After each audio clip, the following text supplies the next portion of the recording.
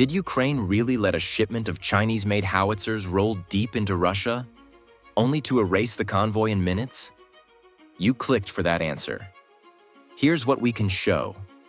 How commercial satellite images allegedly flagged the offload, how a disciplined Ghost March intel cycle shadowed the route, and why a swarm of affordable FPV drones was held back until the convoy hit a vulnerable stretch in the Belgor forest. Stay with this, because the payoff isn't just the strike. It's how space intel, AI-driven tracking, and low-cost platforms can flip the artillery balance without a single tank rolling forward. Before we move on, please take a moment to subscribe to the channel and like the video. A crane swings through its arc, sets down a bulky crate, and pauses. On the deck below, a new silhouette sits under tarps that don't match the usual Russian palette. The question hits fast. If fresh artillery just showed up on commercial satellites, why isn't anyone firing now? The first hits came from a Maxar-class pass, high-res frames showing shape, spacing, and load discipline that didn't line up with older Russian tube artillery. The crates ride next to long, flat profiles and a low turret line consistent with a PLZ-05 family. Self-propelled 155mm howitzers traced in reporting to a Russia-China transfer. Dockside workers clear the gantry lanes. Instead of a strike, analysts wait. Conventional wisdom says, destroy assets at the pier. One missile, no convoy, clean film. But analysts on this watch team count beats on a different clock. Hitting the dock kills proof and scatters evidence. Letting the cargo move reveals routes, refuel points, and escort habits. Space-based tasking picks up again. A follow-on pass confirms the ship-to-rail dance, forklifts dragging slings, the rhythm of stevedores who've done this 100 times. Change detection alerts ping small shifts. The new crates display standard ammo pallets. The ramp gets extra security tape, and new drivers line up with unfamiliar badges. A rail window opens. Then a road window. The logic chain is tight and boring on purpose. Task a revisit. Compare edges. Track the transfer cadence. Ship unload to staging yard to flatbed rail to covered road movers. The predictability is the point. Crews prefer daylight for loading, dusk for departure, and a midnight stop to check chains and tires. That gives you a window to map the next move. Hit it too early, and you shred a few crates. Wait for the road, and you get the stack. The PLZ-05 matters here because it's potent in battery but thin while traveling. Armor is enough for shrapnel and small arms, not tandem warheads. Ammunition travels segregated. Propellant and shells split across trucks. On the road, the battery separates from its electronic warfare bubble. Away from major hubs, the convoy leans on generic jammers with gaps in coverage. That fragility tempts a strike, but it also invites a bigger plan. The geopolitical shadow runs alongside the highway. Reports of Chinese intelligence support to Russia raise the stakes. If true, the convoy could carry not only guns but also spares, fire control modules, and line-replaceable units that keep batteries alive. None of that proves every crate's origin, but the possibility sweetens the target. The team wants confirmation without tipping its hand. So Ghost March starts building a track file. License plates get scraped from security cameras along open routes.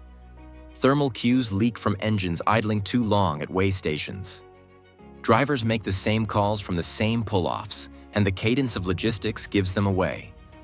30 minutes for a quick fuel, 50 for a hot meal, 90 for a maintenance check on a new system. Side roads offer detours, but trucks avoid tight turns and weak bridges.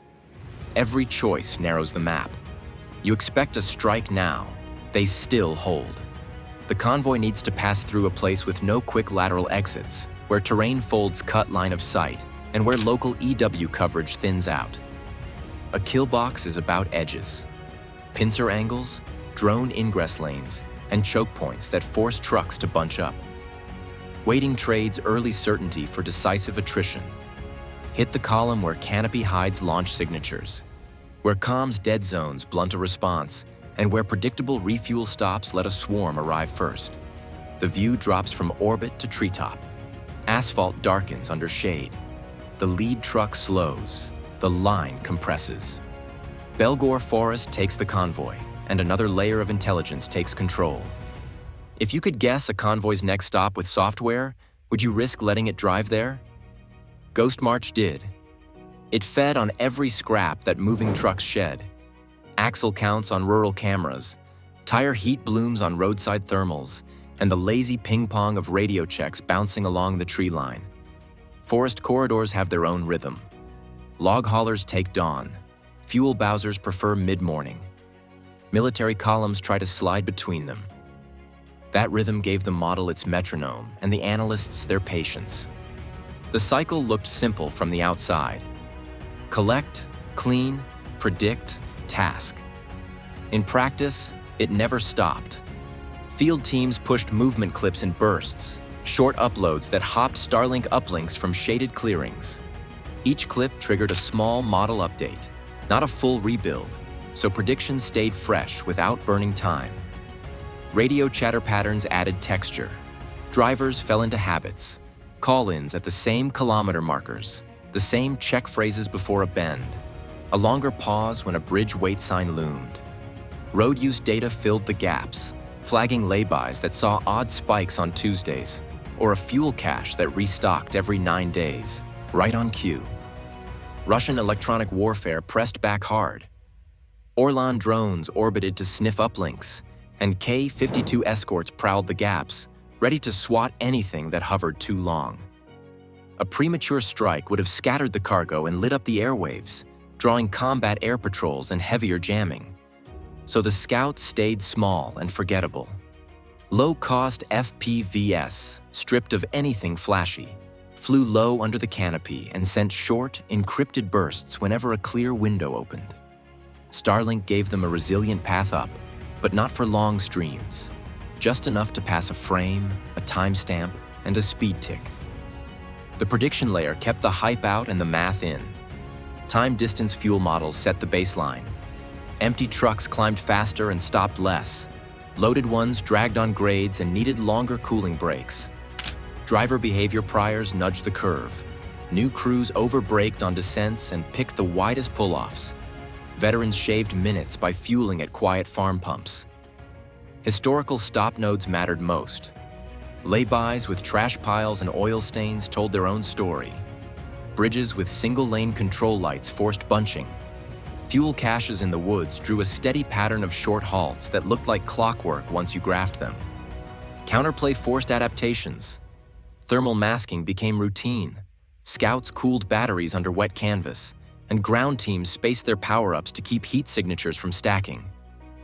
Frequencies rotated on a schedule that ignored the hour of day and followed a dice roll, so scans came up empty or too late. When Orleans loitered, the convoy vanished behind blind arcs made by canopy folds and road cuts. The aim wasn't stealth perfection. It was to stay just below the threshold that would trigger a heavyweight response. Then came the echo trap.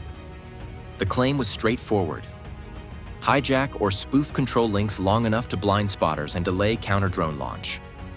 A short burst of false telemetry made a defender think a drone veered off or lost power. For a few seconds, their eyes moved, their hands paused, and the window opened a crack wider. Those seconds stacked across 20 drones became minutes of confusion on the other end. Authorization hinged on terrain, not headlines. A stretch appeared where canopy ran thick, lateral exits narrowed to dirt spurs, and local EW coverage faded between nodes. The swarm went green there.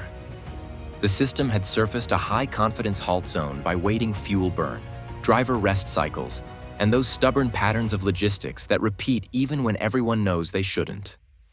It said the column would slow, cool, and bunch. The screen goes black, then a flicker. FPV motors whine, shaped charges bloom, and a rolling fire line rips through flatbeds and ammo crates as the lead truck stalls and the tail tries to turn on a road that won't allow it. Next time, we'll stress test this stack against smarter EW, new jammers, tighter patrols, faster intercepts, and ask whether the window for swarm dominance is already narrowing.